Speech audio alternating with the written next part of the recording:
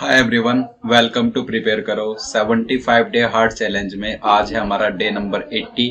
तो कैट के लिए बहुत कम डेज बचे हुए हैं। अब आपकी तैयारी पीक पर होनी चाहिए। आप एक एक मिनट अपना अच्छे से यूटिलाइज करें।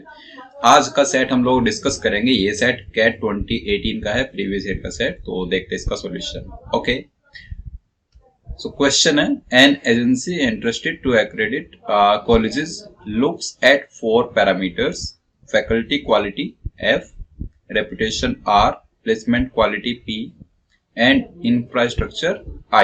So F, R, P, I. The 4 parameters are used to arrive at an overall score, which the agency uses to give an accreditation to the colleges. In each parameter, there are 5 possible letter grades given, each carrying certain points. Letter grade A को 50 points मिला है, B को 40, सी को 30, D को 20 and F grade को 0 points.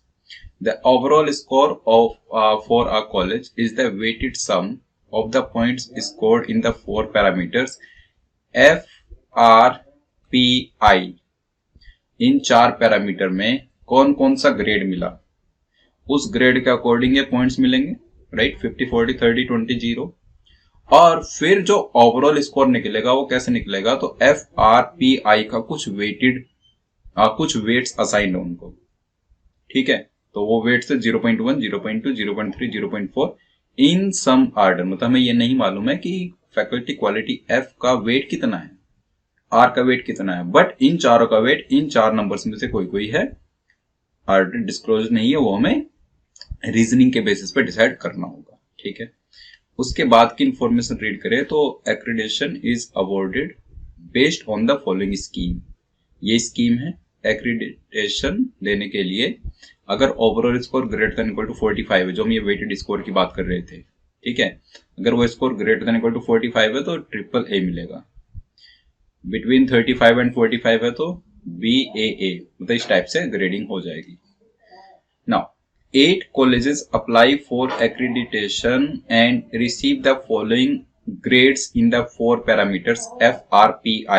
FRPI में इन 8 colleges को ये grades मिले हैं। तो बेसिकली हमें भी तो मालूम है कि A1 को F में A ग्रेड मिला, मतलब कितना मिला, 50 पॉइंट्स मिला है F में, R में 50 पॉइंट्स मिला, P में 50 पॉइंट्स मिला और I में कितना पॉइंट्स मिला, 40 पॉइंट्स। बट वेट्स जो है यहाँ पर 0.3, 0.2, 0.1 या क्या वेट्स है वो नहीं मालूम, वो मालूम करना है। उससे मालूम अगर वो हमने कर लिया तो हम सभी का स्कोर बता पाएंगे आराम से। सिंपल ये क्वेश्चन है। ओके, आसान सेट था, कैट 2018 में स्लॉट 2 में आया हुआ था। आसान सेट था, डुएबल सेट था और बहुत जल्दी हम आंसर निकाल सकते थे। ओके, तो ट्राई करते हैं अभी। नाउ ये हो गए 8 कॉलेजेस की रैंकिंग वगैरह हो गई और हम इसका कॉन्टेक्स्ट समझ गए कि हमें क्या आइडेंटिफाई करना है, हमें इनके वेट्स आइडेंटिफाई करने हैं बेसिकली। उसके लिए कुछ इंफॉर्मेशन यहां पर भी गिवन है। It is further known that in terms of overall scores High Q is better than Best Ed. High Q ये वाला better than Best Ed. Okay, second कह रहा है Best Ed is better than Cosmopolitan, Best Ed is better than cosmopolitan.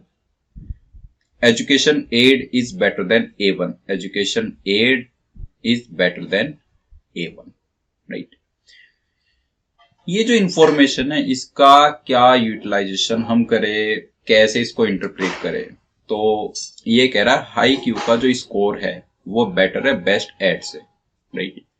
High Q का score best add से better है। अगर मैं देखूं पैरामीटर वाइज तो बेस्ट एड और हाई क्यू, एफ में बेस्ट एड को मिला है बी ग्रेड, हाई क्यू को मिला है सी ग्रेड, और हम कह रहे हैं Best Ed is better than High Q is better than Best Ed, मतलब कहीं और किसी पैरामीटर में उसने अच्छा ग्रेड लिया होगा, ठीक है।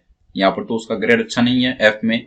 अगर आर की बात करें तो बेस्ट एड का ग्रेड है सी और हाई क्यू का ग्रेड है डी, ये भी अच्छा ग्रेड नहीं है in comparison to Best Ed. Okay, कहीं ना कहीं पर आउट परफॉर्म क्या होगा, बेस्ट एड का पी पैरामीटर में ग्रेड है डी और हाई क्यू का है डी, मतलब यहां पर तो बराबर है, इससे तो डिफरेंस नहीं आया होगा, इससे कोई डिफरेंस नहीं आया होगा। तो अभी तक अगर हम देखें इतने पार्ट से हमें मालूम क्या चल रहा है, इतने पार्ट से हमें मालूम चल रहा है कि बेस्ट एड का स्कोर ज्यादा होगा, इतने पार्ट से तो मालूम ये चल रहा है ना कि बेस्ट एड का स्कोर ज्यादा होगा हाई क्यू से, बट ओवरऑल हाई क्यू का स्कोर बेटर होना चाहिए बेस्ट एड से।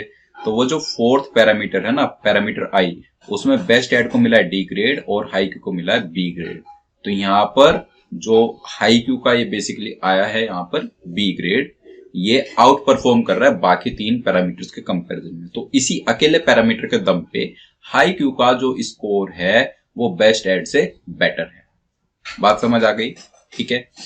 नाउ अब एक चीज सोचो यहां पर, जस्ट एक थॉट, अगर मैं कहूं कि ये वाला जो वेट है वो 0.1 है, सबसे लिस्ट वेट आई का है, 0.1 वेट सबसे लिस्ट वेट आई पैरामीटर का है, और इन पैरामीटर्स का वेट हाइयर है एफ का, आर का और पी का। जैसे सपोज एफ का 0.3 है, आर का 0.2, पी का 0.4 और आई का है 0.1। तो कुछ ऐसा सोच सकते हैं। ठीक है, अभी देखते हैं आगे क्या कहानी बनती है। तो बेस्ट एड और हाई क्यू का हमने यहां पर कुछ एनालाइज किया। ओके, तो इनमें एक फैक्टर कॉमन था डी, राइट, इसमें डी फैक्टर कॉमन था। आगे देखते हैं। नेक्स्ट स्टेटमेंट था इसका, Best Ed is better than Cosmopolitan. इसमें क्या कॉमन है? बेस्ट एड और कॉस्मोपॉलिटन में तो ये कॉमन आ गए ग्रेड्स। ओके, ये वाले ग्रेड्स कॉमन है डी डी और बी बी। तो यहां पर आप देखो, बेस्ट एड को हमें बेटर रखना है कॉस्मोपॉलिटन से। बेस्ट एड ने आर में सी ग्रेड लिया है और कॉस्मोपॉलिटन ने लिया डी ग्रेड। बेस्ट एड ने आई पैरामीटर में डी ग्रेड लिया है और कॉस्मोपॉलिटन में सी ग्रेड लिया। डी और सी ही यूज हुए दोनों में, बाकी दोनों में। एक चीज देखो, यहां पर हम क्या कह रहे हैं कि बेस्ट एड का बेटर है कॉस्मोपॉलिटन से। दैट मीन्स बेस्ट एड ने जहां पर अच्छा ग्रेड स्कोर किया उस पैरामीटर का वेट ज्यादा होना चाहिए, और जहां पर कॉस्मोपॉलिटन ने अच्छा स्कोर किया उस पैरामीटर का स्कोर कम होना चाहिए, पैरामीटर का वेट। क्योंकि अगर उल्टा हो गया, अगर आई का वेट ज्यादा हो गया आर के वेट से, तो कॉस्मोपॉलिटन का ओवरऑल स्कोर ज्यादा आ जाएगा बेस्ट एड के कंपैरिजन में। बात समझ आ रही है ये, राइट? मतलब अगर मैं यहां पर कह दूं, देखो एफ और पी का वेट जो भी होगा उनसे तो कुछ डिसाइड नहीं कर पाएंगे, दोनों को सेम ग्रेड्स मिले हैं, सेम स्कोर आएगा उनकी वजह से। डिफरेंस कहां से क्रिएट होगा? डिफरेंस होगा क्रिएट आर और आई की वजह से, राइट? आर को बेटर ग्रेड मिला है बेस्ट एड के केस में, और आई को बेटर ग्रेड मिला है कॉस्मोपॉलिटन के केस में। आप किसका स्कोर ज्यादा चाहते हो? आप बेस्ट एड का स्कोर ज्यादा चाहते हो, तो जिस पैरामीटर में बेस्ट एड का बेटर ग्रेड है उसका वेट ज्यादा होना चाहिए। तो हम यहां से कंक्लूड क्या कर पाए कि आर का वेट आई के वेट से ज्यादा है। इस स्टेटमेंट से हम कह पाए आर का वेट आई के वेट से ज्यादा है, राइट? थर्ड कह रहा है Education Aid is better than A1। Education Aid is better than A1। Education Aid यहां पर है, A1 यहां पर है। देखो कॉमन क्या है, तो ए मतलब पहले दो तो बराबर है, ये वाले ए। इनसे तो कोई डिफरेंस नहीं है ओवरऑल स्कोर में। एजुकेशन एड अब बेटर होना चाहिए A1 के कंपैरिजन में। तो डिफरेंस कहां से आएगा? पी और आई से। पी में A1 को मिला है ए, आई में मिला है बी, और एजुकेशन एड का जस्ट उल्टा, पी में मिला है बी, आई में मिला है ए। तो जिसमें एजुकेशन एड का ग्रेड बेटर है उसका वेट ज्यादा होना चाहिए, अगेन सेम बेसिस पर। तो हम सीधे यहां से कह दे रहे हैं कि आई का जो वेट है वो ग्रेटर देन है पी के वेट से, राइट? आई का वेट पी के वेट से ग्रेटर है। तो इन दोनों कंबाइन करके समझ आ रहा है कि आर का वेट ग्रेटर देन आई है, which in turn is greater than p. R greater than i greater than, इतना समझ आ गया है, राइट? और एक फैक्टर बचा है एफ। एफ का वेट 0.4, 0.3, 0.2, 0.1, चारों में से कुछ भी हो सकता है, डिपेंडिंग अपॉन कि आर आई पी इन्होंने कौन कौन से वेट्स लिए, राइट? ऐसा हो सकता है कि आर का वेट हो 0.3, आई का वेट हो 0.2, पी का वेट हो 0.1 और एफ का वेट आ जाए 0.4। ये एक पॉसिबिलिटी है। या फिर आर का वेट 0.3 की जगह क्या हो, 0.4। आई का वेट हो सकता है 0.2, पी का 0.1 और एफ का उस केस में 0.3। या फिर आर का 0.4, आई का 0.3, पी का 0.1 और एफ का 0.2। या फिर आर का 0.4, आई का 0.3, पी का 0.2 और एफ का 0.1। ये 4 पॉसिबिलिटी समझ आ रही है सभी को, राइट। 1, 2, 3 एंड 4, ये 4 पॉसिबिलिटीज है। अब मैं चाहता हूं स्टेटमेंट 1 का यहां पर यूटिलाइजेशन करना। स्टेटमेंट 1 कह रहा था High Q is better than Best Ed, ये हमने यूज नहीं किया है, High Q better than Best Ed. और देखो ये कहां पर आए हुए हैं, High Q better than Best Ed, कौन सा ग्रेड कॉमन है उसको हम देखेंगे ही नहीं, right. High Q and Best Ed, इनको कंपेयर करना है बेसिकली, ठीक है। कौन सा सेम था, ये डी को, मतलब पैरामीटर पी का वेट तो छोड़ ही दो, पैरामीटर पी के वेट पर फोकस करना ही नहीं है, क्योंकि उसकी वजह से दोनों का स्कोर सेम ही है, डिफरेंस का क्रिएट होगा बाकी 3 से। ओके, अब मैं केस 1 लेकर के चल रहा हूं, जहां पर आर हमारा, मैं इस लाइन को तो पहले कट कर देता हूं, इसकी नीड नहीं है ना। आर, आई और एफ की ही नीड है, पी में तो बराबर वेट है, दोनों का बराबर ग्रेड है। आर में बेस्ट एड का है सी ग्रेड और हाई क्यू का है डी ग्रेड, राइट। तो अगर मैं बात करूं केस 1 में बेस्ट एड का स्कोर और हाई क्यू का स्कोर की, राइट, हाई क्यू, ठीक है। फर्स्ट केस, ये वाला केस लेकर के चल रहे हैं, 0.3, 0.2 और 0.4, ठीक है। आर में बेस्ट एड का है सी ग्रेड, मतलब 0.3 इंटू 30, 30 इंटू 0.3 कितना हो जाएगा, 9, प्लस आई में है 0.2 वेटेज, आई का वेटेज है 0.2, आई में इसका ग्रेड है डी, डी कितना होता है 20, तो 0.2 इंटू 24 प्लस एफ में 0.4, एफ में ग्रेड मिला है बी, 4 4 जा 16 प्लस 16, बताइए आ गया 29। और अगर हाई क्यू की हम बात करें तो हाई क्यू में एफ में ग्रेड मिला है सी, राइट, हाई क्यू का एफ में ग्रेड सी है, तो 0.4 इंटू 30, 12 प्लस हाई क्यू का आर में ग्रेड कितना है डी, 20, और आर का वेट है 0.3, 3 इंटू 26 प्लस आई में 0.2 वेटेज है और आई में हाई क्यू का ग्रेड है बी, तो 40 इंटू 0.2, 8, ये आ गया 26। हमें क्या चाहिए था कि हाई क्यू का स्कोर बेटर होना चाहिए बेस्ट एड से, तो फर्स्ट केस तो हट गया, बेस्ट एड का 29 आया, हाई क्यू का 26, हटा दे इसको बिल्कुल, ठीक है, ये पॉसिबल नहीं है। ओके, मतलब एफ का 0.4 पॉसिबल नहीं आया। अब हम चलते हैं एफ का 0.3 वाले केस पर, राइट। तो जो एफ का 0.3 वाला केस है, अगर हम उसकी बात करें, राइट ना, ये कह रहा है सेकंड केस में आर का वेट 0.4 है, आई का 0.2 है और एफ का 0.3, एफ का 0.3, आर का 0.4 और आई का 0.2। इस बेसिस पर मैं बेस्ट एड का सीधे स्कोर निकाल देता हूं यहां पर, तो 0.3 इंटू 40, 12, 30 इंटू 4, 12, 12 12 24 और 2 2 4, 24 4 28, तो सेकंड केस में आया बी का बेस्ट एड का 28 सेकंड केस में। और इसी में अगर हाई क्यू की बात करें तो हाई क्यू का 0.3 इंटू सी, सी कितना होता है 30, 9 हो गया, 0.4 इंटू 2, 9 8 17 और 2 4 8, 17 8 25, 28 25, मतलब ये केस भी पॉसिबल नहीं है, second case is also not possible. Okay, ठीक है, थर्ड केस लेकर चलते हैं, तो वेट्स चेंज हो गए। थर्ड केस में वेट्स हैं 0.4, 0.3, राइट, आर का है 0.4, आई का है 0.3 और एफ का है 0.2। ना थर्ड केस की बात करें, सो 0.2, 0.4, 0.3 ये वेट्स है। अब देखो बेस्ट एड का स्कोर 0.2 इंटू 40, 8, 0.4 इंटू 30, 12, 12 और 8 20, 0.3 इंटू 26, तो 26 आ गया, बेस्ट एड का तो हो गया 26। ओके, हाई क्यू का कितना है थर्ड केस के हिसाब से, सो 0.2 इंटू सी, सी होता है 30, 32 राइट, यह आ जाएगा 6, फिर आ जाए 0.4 इंटू 2, 8, 8 6 14, फिर आएगा 0.3 इंटू 4 12, 14 12 26, ये आगे बराबर, यहां पर बराबर है बट बेटर होना चाहिए। 3 केस रूल्ड आउट हो चुका, मतलब चौथा केस ही एग्जिस्ट करेगा, राइट। अब एक बार चौथा केस के हिसाब से फाइनल इनके नंबर्स हम निकाल लेते हैं, राइट।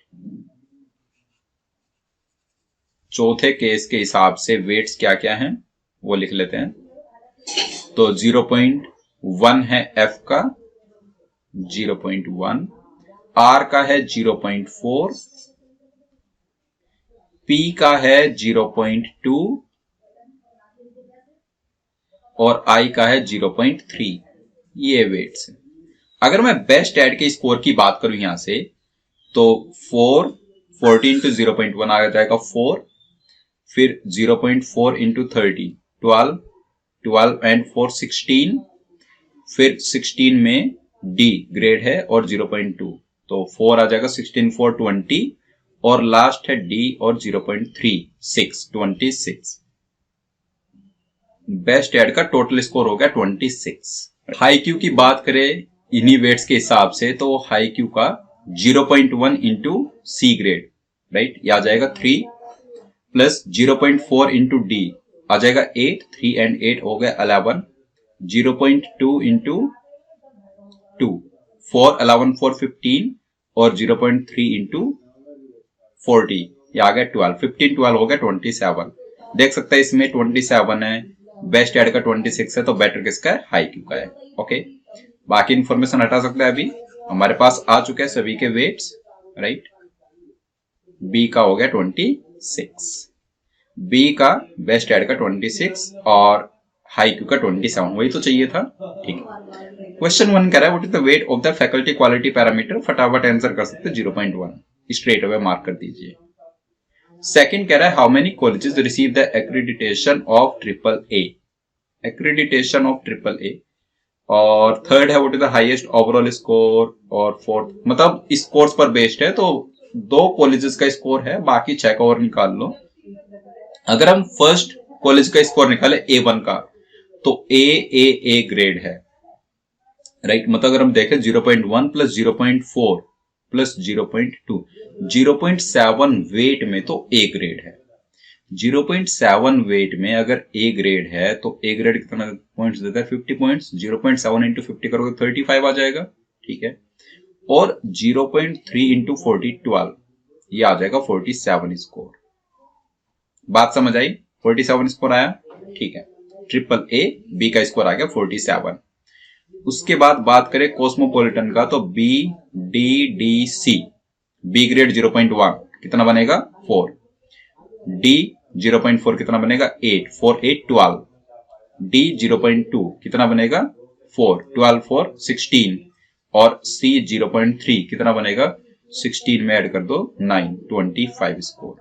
कॉस्मोपॉलिटन का आ गया 25, ठीक है। डोमिनेंस DDBC, तो 0.1 0.4 0.5 में तो कितना है, D ग्रेड है, 0.5 और D कर दोगे तो 10 बन जाएगा, राइट, 10। डोमिनेंस का B और 0.2, सो 4 2 8, 10 8 18 और C 0.3, 18 और 12, 18 और 9 27, ठीक है, ये आ गया 27। एजुकेशन एड ए कितने में है 80 में, मतलब 0.8 में A है, 0.8 इंटू 50 करेगा तो 40 आ जाएगा, और B का है 0.2, ये आ गया 48 score, simple. Next fancy AA BB, तो AA है 0.5 में, BB है 0.5 में, 50 का 0.5 का 25, 40 का 0.5 का 20, तो 25 20 हो गया 45 स्कोर, राइट, फटाफट से निकाल सकते हैं। और लास्ट है ग्लोबल CFDD, तो C का 0.1 कर दो 3, F 0.4 0, ठीक है, तो अभी तक 3 है सिर्फ, और D कितने में है 5 में, तो 5 2 10, 10 3 13, इसका स्कोर आ गया ग्लोबल का 13, राइट। ऑल 8 कॉलेजेस का स्कोर है जिनका 45 अबव है, 45, right, greater than equal to 45, उनको A मिला होगा, तो ग्रेटर देन इक्वल टू 45 कितने कॉलेज का है, 3 का, A1 Education Aid and Fancy, answer आएगा 3, right. Highest overall score among the 8 colleges, तो 48 दिख रहा है, आराम से कह सकते हैं एजुकेशन 8 का। How many colleges have overall scores between 31 and 40 both inclusive? 0 college. कोई भी कॉलेज ऐसा नहीं है जिसका स्कोर 31 से 40 की रेंज में हो, इंक्लूडिंग बोथ 31 एंड 40, कोई भी नहीं है ऐसा, राइट? तो answer is G. I hope पूरा क्वेश्चन आपको क्लियर हो गया है, तो फटाफट से हम इसको बना सकते थे एग्जाम टाइम में, राइट? आपके अंडरस्टैंडिंग के लिए मैंने डिटेल स्टेप्स यहाँ पर लिख करके आपको समझाया अच्छे से। ओके, आई होप पूरा समझ आ गया। कहीं पर कोई भी डाउट है तो आप अपना डाउट कमेंट बॉक्स में टाइप कर सकते हैं। डे नंबर 81 पर मिलेंगे फिर किसी प्रीवियस ईयर क्वेश्चन के साथ। तब तक के लिए बाय बाय।